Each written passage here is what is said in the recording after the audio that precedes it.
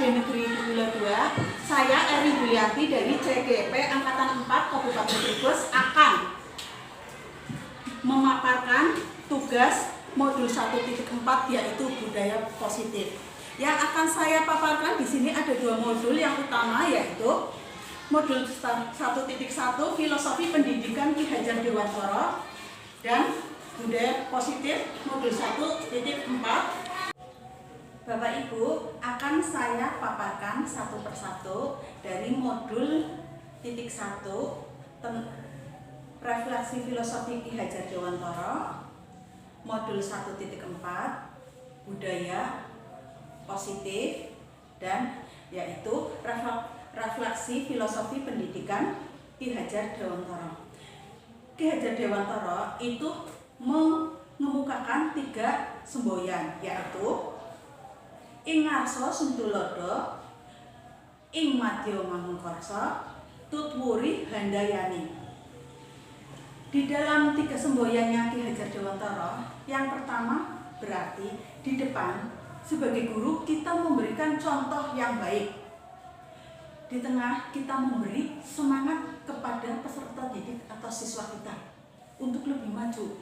Jika kita posisi di belakang siswa, kita memberikan dorongan atau semangat kepada siswa. Pada masa penjajahan, yaitu sebelum kita merdeka, pendidikan itu dilakukan oleh Hindia Belanda atau Belanda hanya untuk mencari karyawan atau pegawai yang ada di perusahaan Belanda tersebut untuk membantu administrasinya. Seperti itu. Pendidikan merupakan sebuah pintu gerbang manusia untuk menuju yang lebih baik. Karena pendidikan dan pengajaran merupakan usaha persiapan dan persediaan untuk segala kepentingan hidup manusia, baik dalam hidup bermasyarakat maupun dalam hidup berbudaya dalam arti yang seluas-luasnya. Demikian yang dikatakan Ki Hajar Dewantara. Pendidikan adalah tempat bersamainya budaya-budaya yang ada di dalam masyarakat, yang kemudian diaplikasikan ke dalam pendidikan tersebut. Di dalam usaha mendidik anak atau siswa, murid kita, itu harus memperhatikan tumbuh kembang anak sesuai dengan kodrat alam dan kodrat zaman.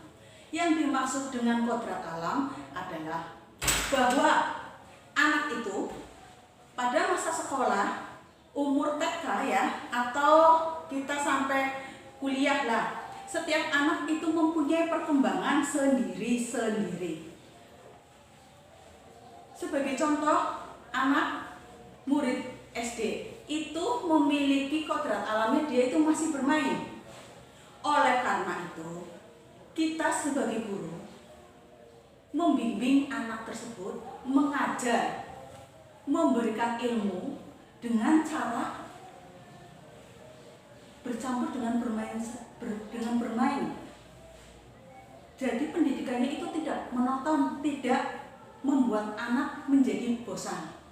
Adapun pendidikan yang mengikuti kodrat zaman adalah bahwa zaman sekarang, era sekarang itu berbeda dengan era tahun 90-an, era tahun 80-an, bahkan era pada masa hidupnya Ki Hajar Dewantara. Di sini sebagai guru, kita memberikan pendidikan pengajaran sesuai dengan perkembangan zaman. Sebagai contoh, kita sekarang sudah mengenal HP Android,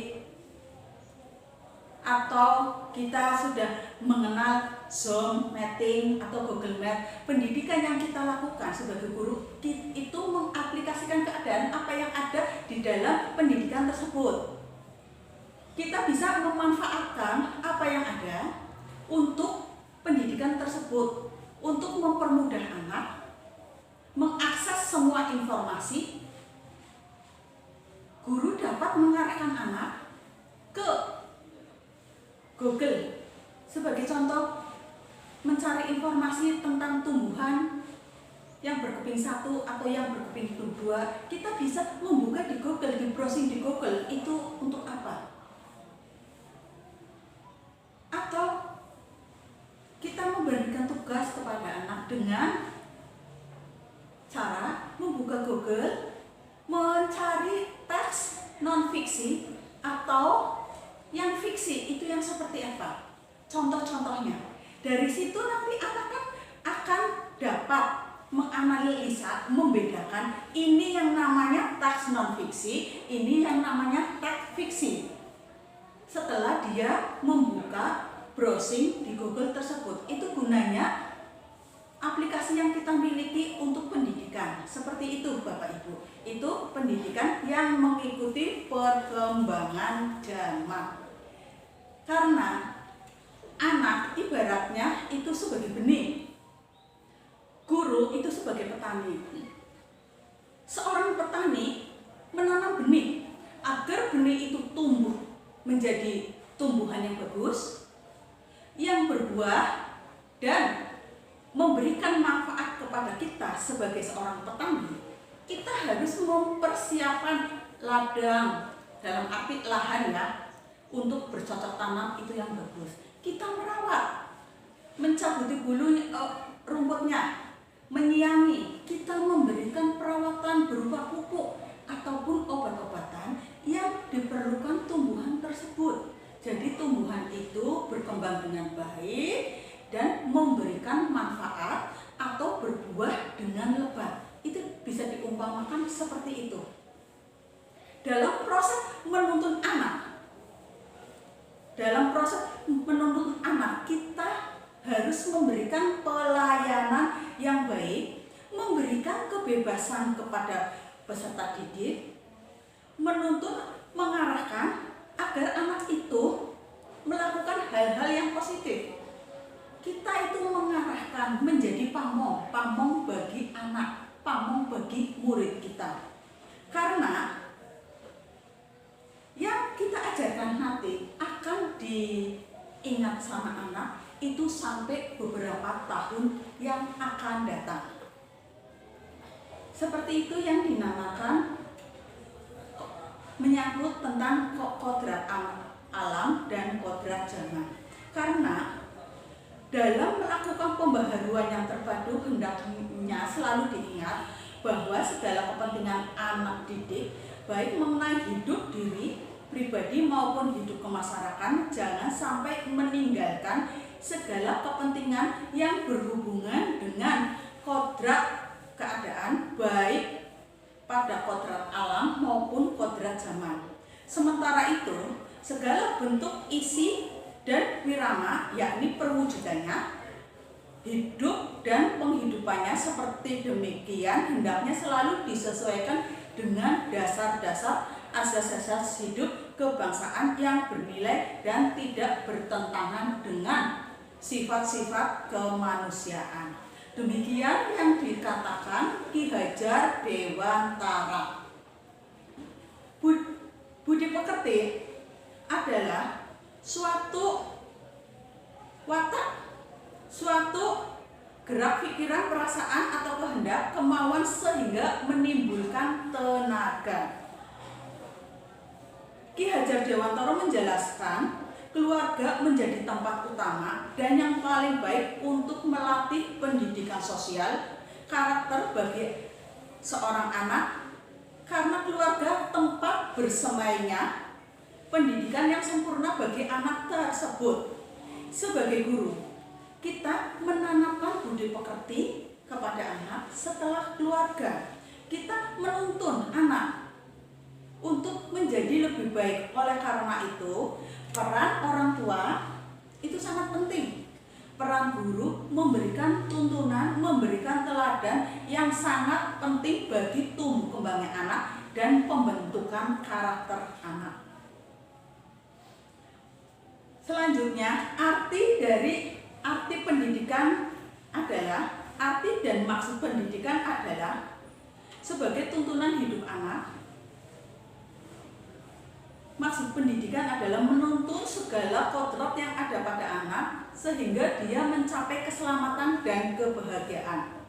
Pendidikan sebagai tuntunan dalam hidup artinya bahwa hidup anak itu terletak dari kecakapan dan kehendak dari guru tersebut.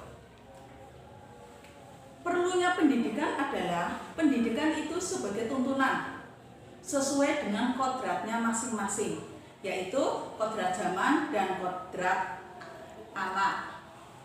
Oleh karena itu, sebagai seorang guru memberikan pelayanan yang terbaik untuk anak.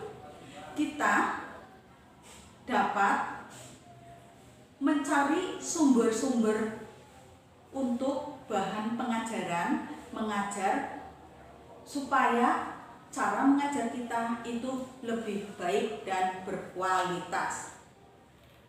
Di dalam pendidikan tersebut harus ada penjiwaan.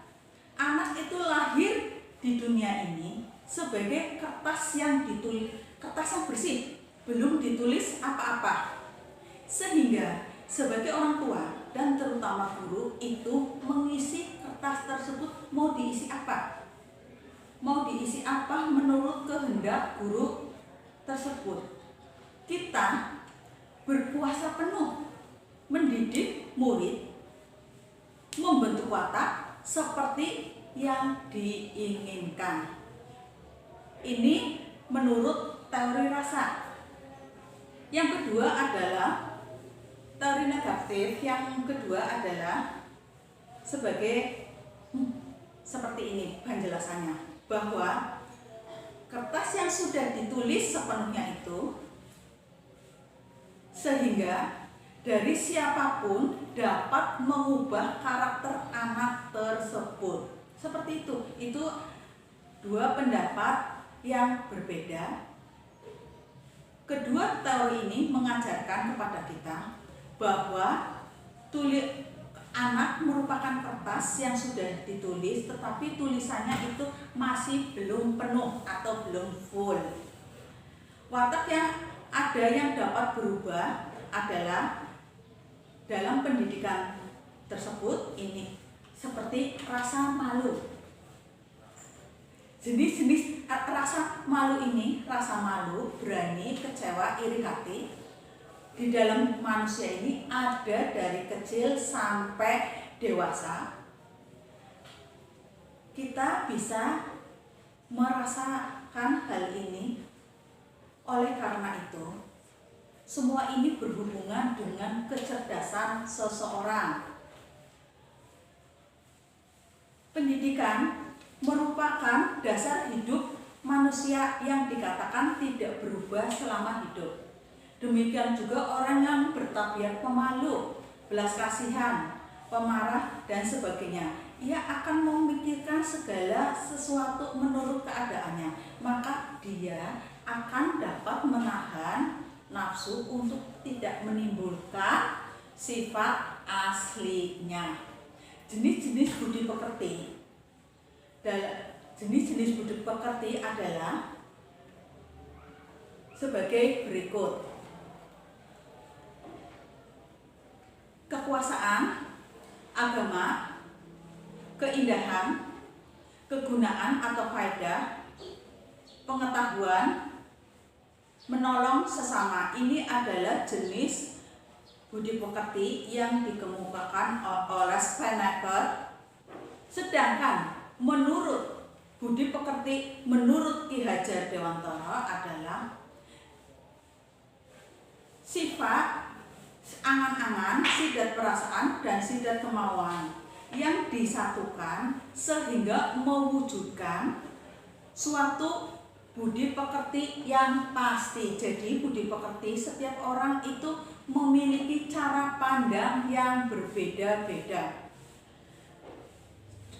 Dari Imam Syafi'i mengatakan bahwa budi pekerti juga mengukur budi pekerti orang dengan cara seseorang menurut pandangan dirinya sebagai pusat pemandangan atau sebaliknya. sebagai sebagian dari alam yang ada.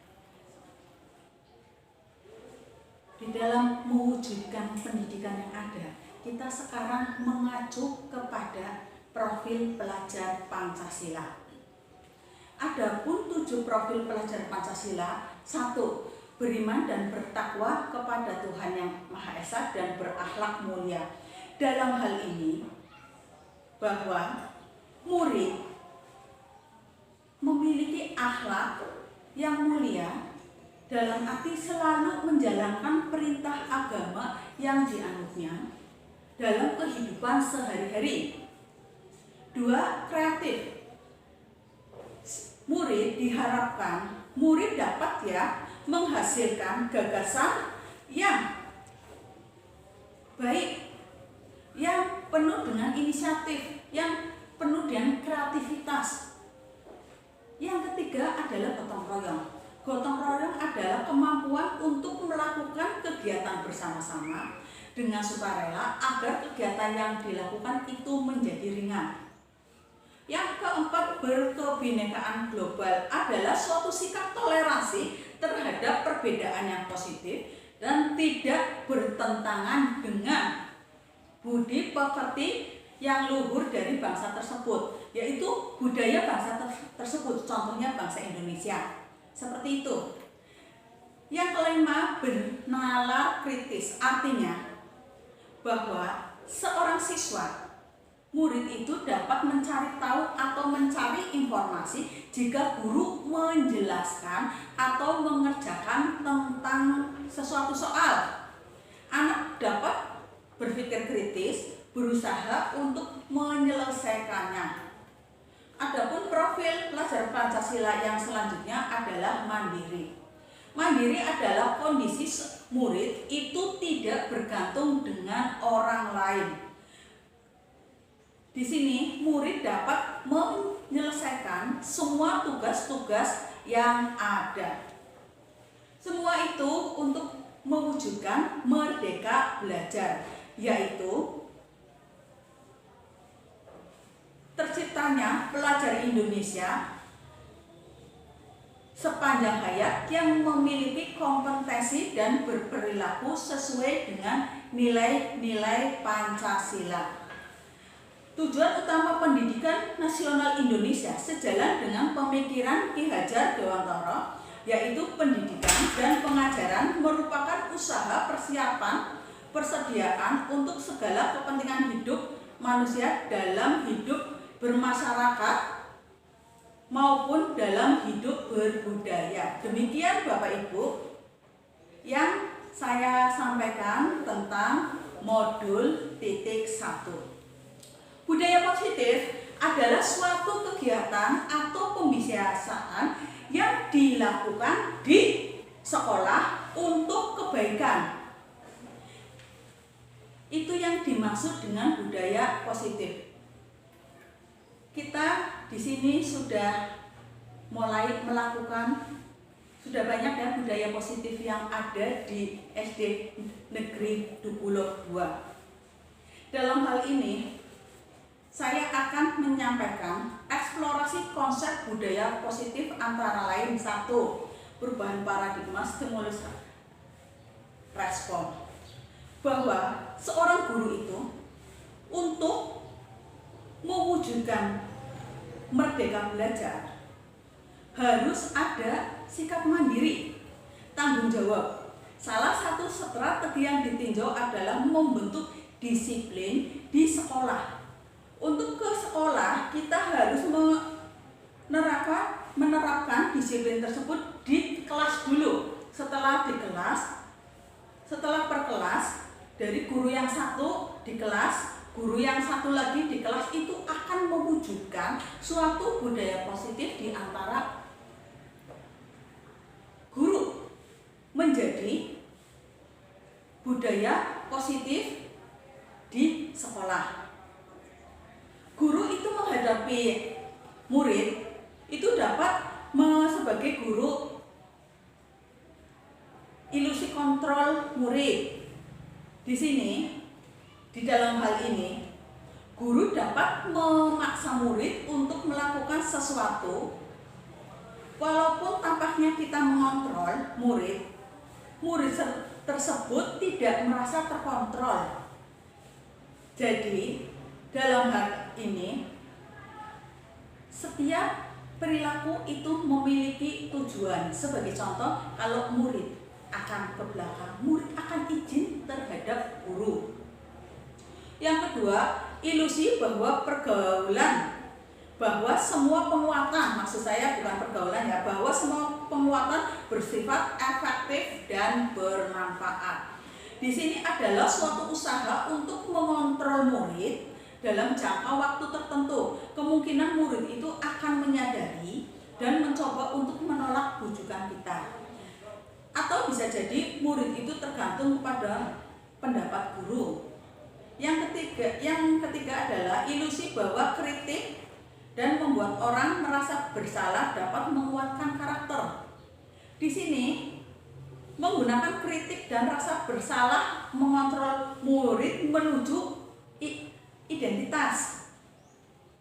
Jadi mereka bisa berpikir, iya yang saya lakukan betul atau tidak. Kita sebagai guru itu cara menegurnya pun dengan cara yang membuat murid itu menjadi tidak melakukan kesalahan yang sama. Ilusi bahwa orang dewasa memiliki hak untuk memaksa. Guru itu merupakan orang dewasa.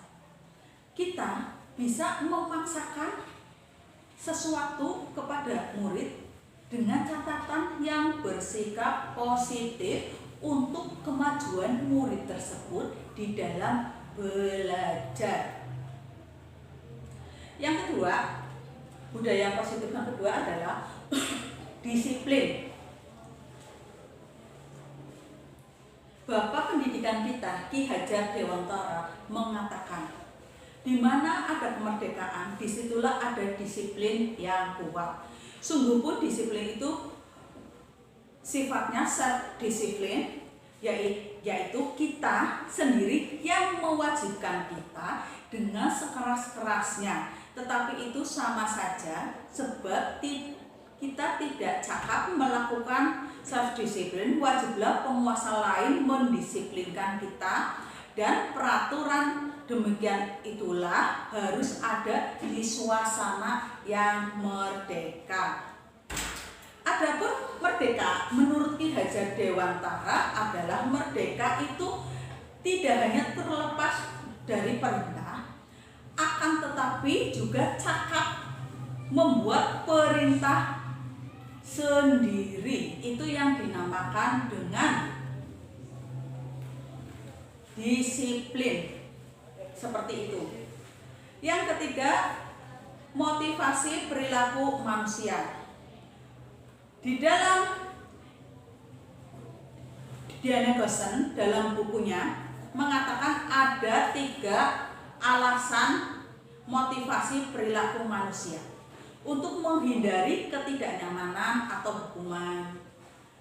Di sini adalah orang yang memotivasi tersebut perilakunya itu untuk menghindari hukuman atau rasa tidak nyaman. Yang kedua, untuk mendapatkan imbalan atau penghargaan orang lain. Di sini orang berperilaku untuk mendapatkan imbalan atau pengakuan, penghargaan dari orang lain itu dia terapkan. Yang ketiga, untuk menjadi orang yang diinginkan dan menghargai diri sendiri dengan nilai-nilai yang dipercaya.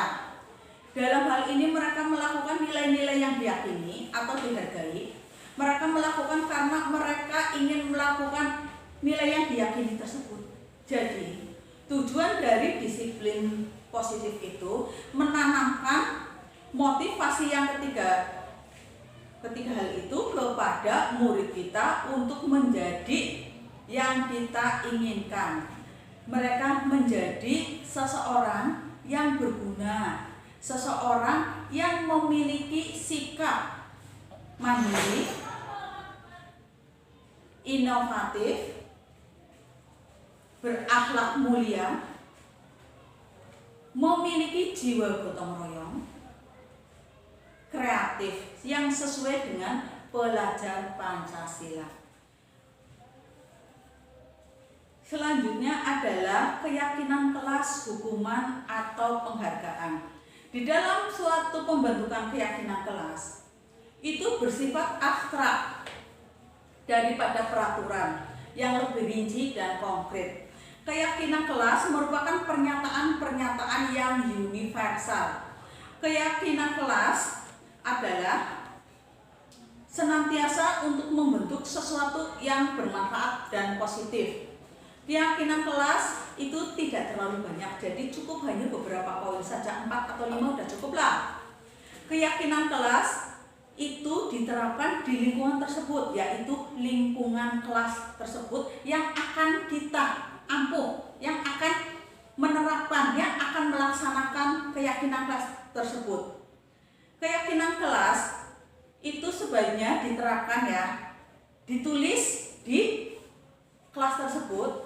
Semua warga kelas berkontribusi memberikan sumbangan kepada poin-poin keyakinan kelas tersebut, dan keyakinan kelas itu dapat ditinjau secara berkala. Pembentukan keyakinan kelas diantaranya: 1. Mempersilahkan murid untuk mencurahkan apa yang dia inginkan, pendapatnya tentang peraturan yang akan disepakati di kelas. Mencatat semua masukan para murid di papan tulis atau di kelas atau di yang dilinting, kertas yang dilinting. Susunan keyakinan kelas itu dengan kalimat yang dari negatif seperti menjadi positif. Sebagai contoh, jangan berlari di koridor. Ketika guru menerangkan, tidak bicara sendiri, tidak bercanda, itu seperti itu. Keyakinan kelas yang sudah tertulis itu dapat ditinjau kembali untuk dilaksanakan bersama-sama. Keyakinan kelas itu nanti ditulis dan ditempel di dinding. Yang kelima adalah kebutuhan dasar manusia. Kebutuhan dasar manusia itu ada 5, yaitu kebutuhan cinta kasih atau kebutuhan untuk diterima. Kebutuhan ini termasuk kebutuhan psikologis, karena setiap orang, setiap anak itu membutuhkan cinta kasih dari orang yang lebih dewasa, seperti orang tua atau guru. Kebutuhan hidup. Kebutuhan hidup untuk mempertahankan hidupnya bersifat fisiologis. Contohnya adalah kesehatan. Seks juga dimasukkan ke dalam kebutuhan hidup itu untuk melanjutkan keturunan. Penguasaan atau kebutuhan pengakuan atas kemampuan ini. Kebutuhan ini menghubungkan kekuatan pada seseorang untuk mencapai sesuatu. Kebebasan. Setiap orang itu memiliki kebebasan untuk melakukan sesuatu. Kebebasan untuk mandiri, berotonomi, memilih atau dipilih, mampu mengendalikan hidup seseorang, itu yang masuk dalam kebebasan. Selanjutnya adalah kesenangan, kebutuhan untuk merasa senang. Setiap orang itu memiliki kebutuhan untuk merasa senang, untuk mencari hiburan agar hatinya itu senang, hatinya itu damai. Setiap orang itu memiliki kebutuhan kesenangan yang berbeda-beda. Antara orang yang satu dengan orang yang lain itu berbeda-beda, Bapak Ibu. Sebagai contoh, orang A itu memiliki kesenangan menyulam, tetapi orang B itu memiliki kesenangan menjahit. Itu seperti itu, Ibu, Bapak. Budaya positif selanjutnya adalah posisi kontrol. Posisi kontrol kita sebagai guru adalah menghukum. Seseorang bisa menghukum secara verbal maupun non-verbal, tergantung kesalahannya dan tergantung orang itu yang akan menghukum. Kedua, membuat orang merasa bersalah. tidak usah diberi hukuman, tetapi dengan kata-kata yang halus sekalipun, kalau orang itu merasa bersalah, dia akan mengerti. Yang selanjutnya adalah monitor atau memantau. Memantau berdasarkan pada peraturan-peraturan atau konsekuensi. Yang keenam adalah segitiga restitusi. Segitiga restitusi di sini adalah dapat dijelaskan bahwa restitusi itu bukan untuk menebus kesalahan, namun untuk belajar untuk memperbaiki kesalahan tersebut. Restitusi memperbaiki sebuah hubungan. Jadi dengan restitusi tersebut, hubungan yang tadinya tidak baik itu menjadi baik. Restitusi adalah suatu tawaran, bukan paksaan, Bapak Ibu. Dan restitusi itu menuntut untuk melihat diri sendiri. Saya sudah melakukan seperti ini, apa yang harus saya perbaiki? Restitusi itu mencari kebutuhan dasar yang mendasari tindakan. Dari sini dapat dikenali kebutuhan murid itu apa sih? Restitusi adalah cara untuk mencari yang paling baik untuk orang itu mengevaluasi diri. Restitusi fokusnya pada karakter, bukan pada tindakan. Jadi supaya seseorang itu untuk lebih baik merubah karakter perlahan sedikit demi sedikit. Restitusi menguatkan. Di sini maksudnya adalah menekan perasaan kita dalam-dalam apa yang sudah kita lakukan terhadap murid. Restitusi itu bersifat berfokus ya pada solusi. Karena restitusi itu memberikan penyelesaian yang baik. Restitusi itu mengembalikan murid kepada kelompoknya supaya tidak ada masalah lagi. Demikian Bapak Ibu yang saya paparkan tentang budaya positif dan filosofis pendidikan menurut Ki Hajar Dewantara. Terima kasih atas perhatian teman-teman dari SD Negeri Dukulo 2. Demikian paparan dari saya. Silakan seandainya Bapak dan Ibu guru mau bertanya, saya buka sesi tanya jawab. Saya Bu. Pertama saya mengucapkan terima kasih pada Bu Heri. Semoga bisa melaksanakan tugas-tugasnya di kemudian hari dan bisa mengaplikasikan sebagai role model di Satuan Pendidikan SD Negeri Dukulo 2. Pertanyaan dari saya adalah dari Ki Hajar Dewantara, bahwasannya pendidikan ataupun filosofi pendidikan adalah untuk kecakapan hidup, cakapan lahir dan batin, gitu ya Beri ya? Yang tadi saya baca. Nah, apa yang harus dipersiapkan oleh guru dan aktualisasi yang harus segera ditetapkan sebagai bekal untuk kedepannya nanti di dalam kehidupan sehari-hari. Artinya bahwasanya apa yang harus kita persiapkan dalam rangka pembekalan kecakapan hidup anak-anak kita, dan kemudian langkah yang konkretnya itu seperti apa. Ini yang pertama ya. Dan yang kedua, berkaitan dengan itu, apa peran kepala sekolah sebagai penanggung jawab di satuan pendidikan di dalam rangka menuju filosofi kecakapan hidup ataupun kecakapan lahir dan batin peserta didik. Terima kasih. Terima kasih Pak Barudin atas pertanyaannya. Pertanyaannya sangat bagus sekali. Kecakapan hidup yang akan kita berikan terhadap peserta didik, terhadap murid adalah berikut.